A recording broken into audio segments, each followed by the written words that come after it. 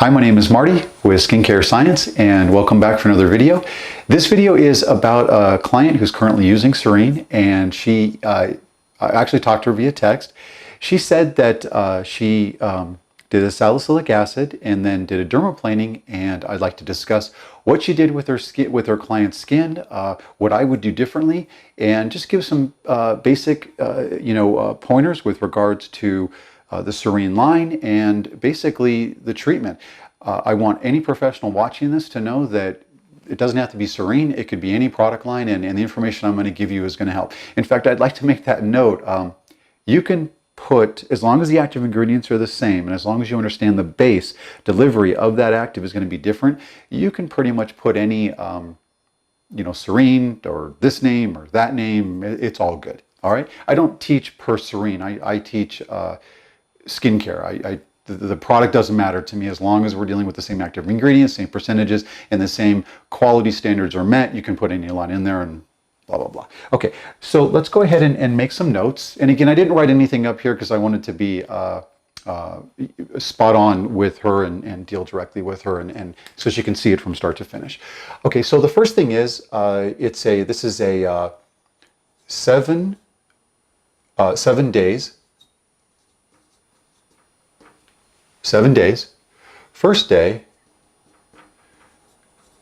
Sal Peel, and that's going to be 20%. And for this video, I don't want to talk about pH. pH matters, and it matters, but I don't want to get involved in that. Let's just deal with the 20%. And then the other thing is, on the 7th day, first day, 7th day, Dermaplaning. Okay, I want you to completely ignore anything that I've said about dermaplaning. I'm going to forget everything I've said about dermaplaning, and I'm going to treat this one-off, and there will be no negative content with regards to dermaplaning, and I'm basically going to explain exactly what happened during this procedure. Okay? So let's go ahead and change. My favorite's the yellow because it's brighter. Okay, so let's go ahead and draw a little bit of a graph here. Let's do this. Let's go to here. There's 1, 2, 3, 4, 5, 6, and here we go. And there's 7. Okay, so we've got the dermaplaning here, and we have the peel there, and we have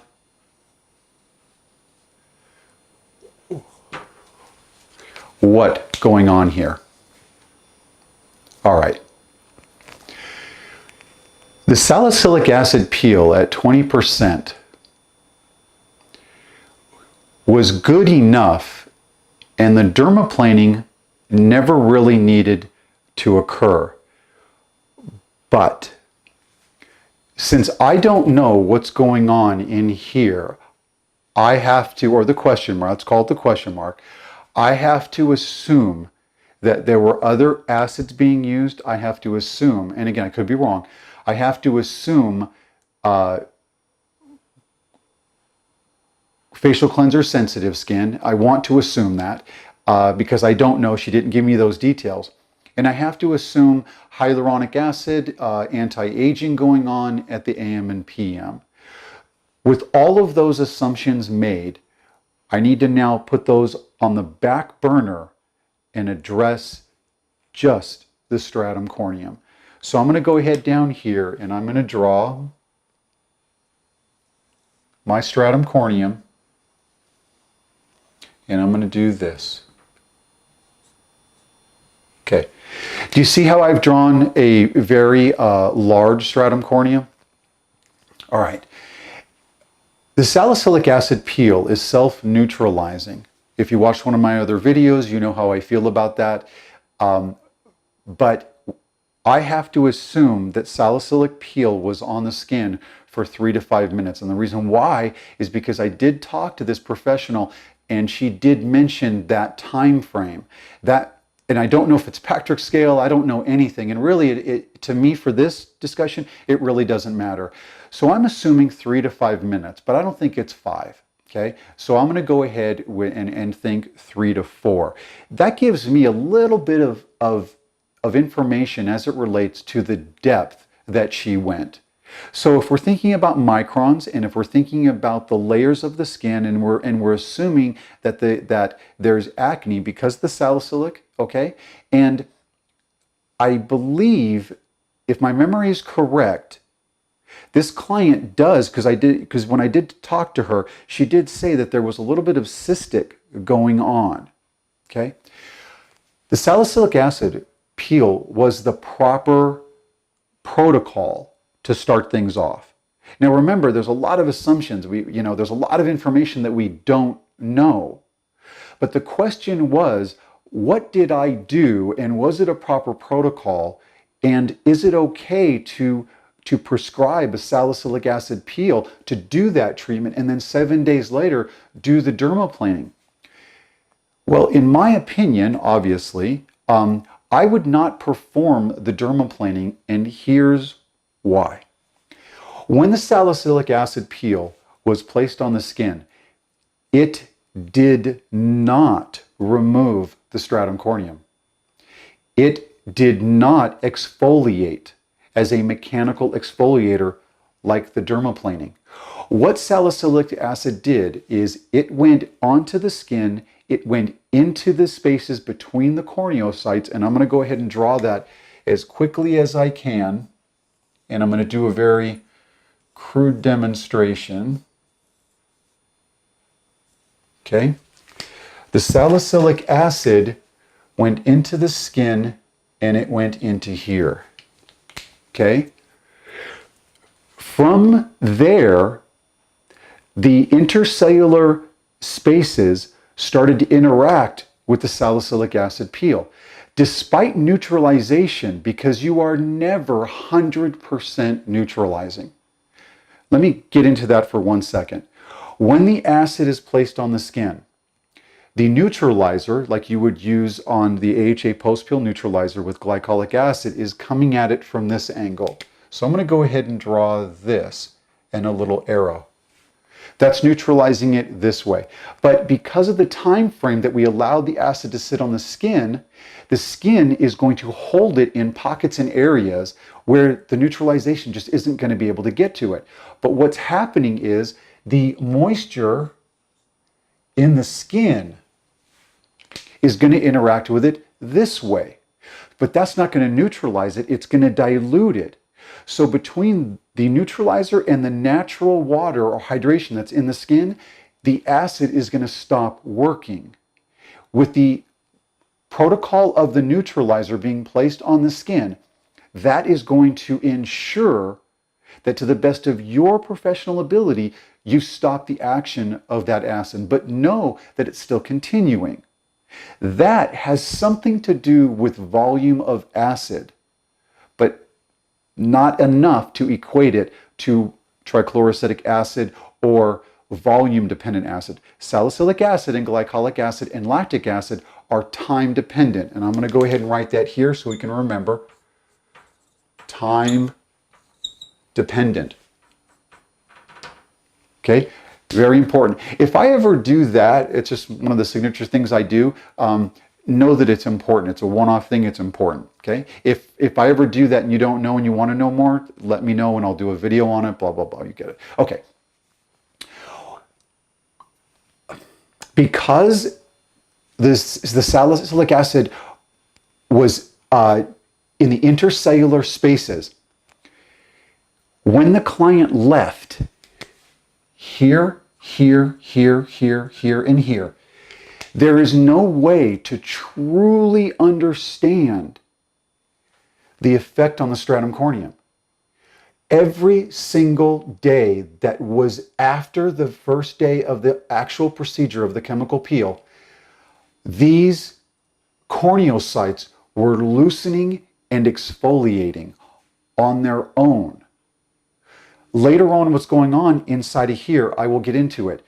But what that salicylic acid peel, and I'm not going to get into the molecular structure of salicylic acid till another video, how it goes into the pores, and how, if you're a professional, you know that salicylic acid is the go-to for acne. I'll go over that later.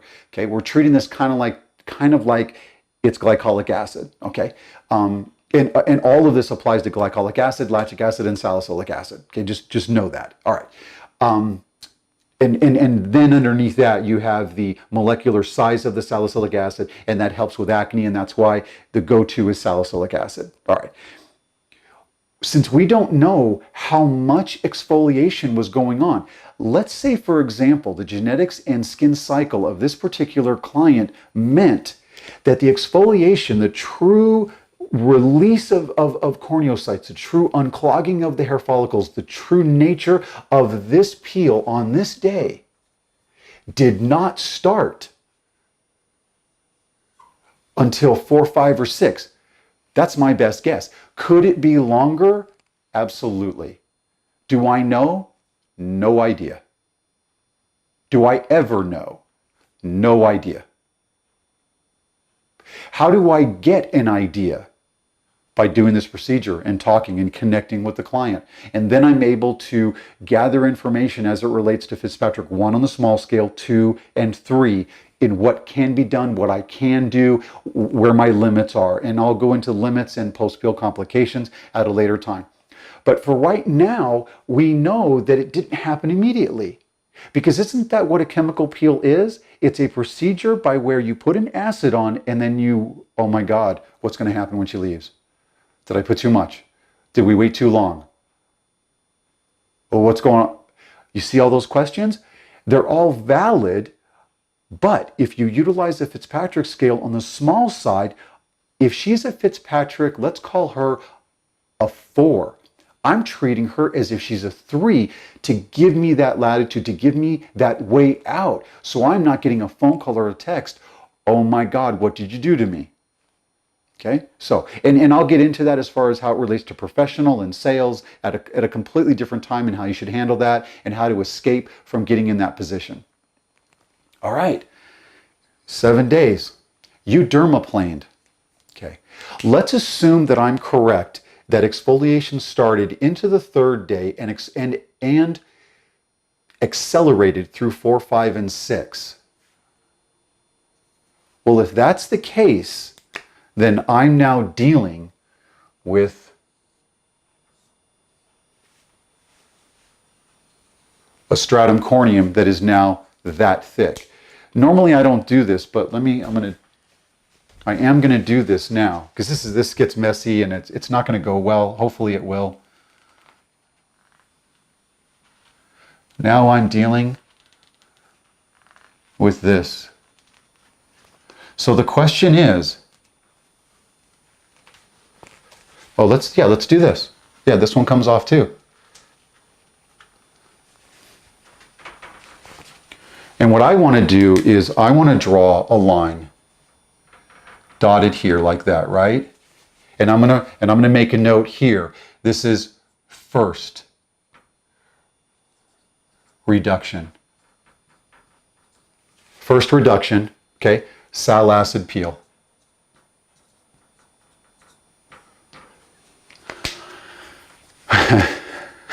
Okay, I know for a fact that you know exactly what is coming. And if you are a licensed professional and you don't, please do more research, because I hate to say this, you should know what's coming. We're on the 7th day. On the 1st day, the salicylic acid peel was done.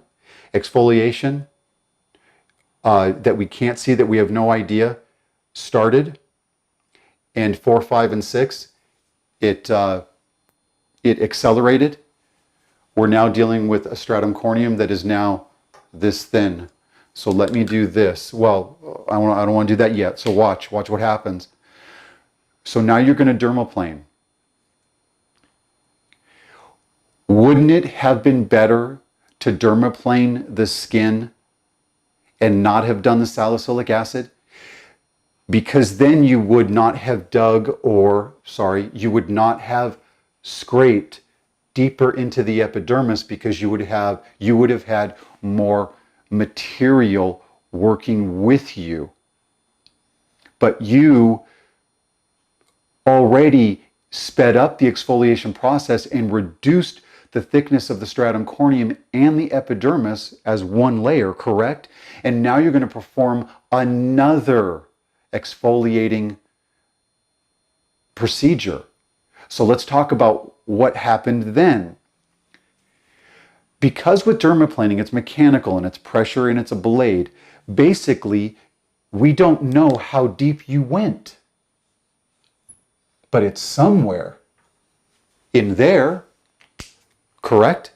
So now we're dealing with a client whose stratum corneum is probably been removed, mostly removed, and now I need to stop because there's nowhere for me to go here. The salicylic acid should have been the only treatment performed. The client should have came back on day 14 and been reassessed. I'm pausing because that's a reality. We're not talking about post-peel products. We're not talking about anything. I'll do that in the next video, and I'll talk about a little bit different thing and what should be done and how we should do this treatment, or how I would do this differently. Okay, that'll be in the next video. But as you can see, if exfoliation was our goal, if acne treatment with the salicylic acid peel was our goal, let the salicylic acid do its job. Let the skin recover, let the skin heal, and see how it went. There is no other answer except for that. Let's go ahead and end this video there. I'm going to come back and do another video, leaving this all up on the board, maybe deleting a couple of things here and moving them around, but coming back to how I would do this. Yeah, let's do that. And thank you for watching, and we'll see you on the next video and continue on with part 2 of this small little tutorial. Thank you, thank you for watching.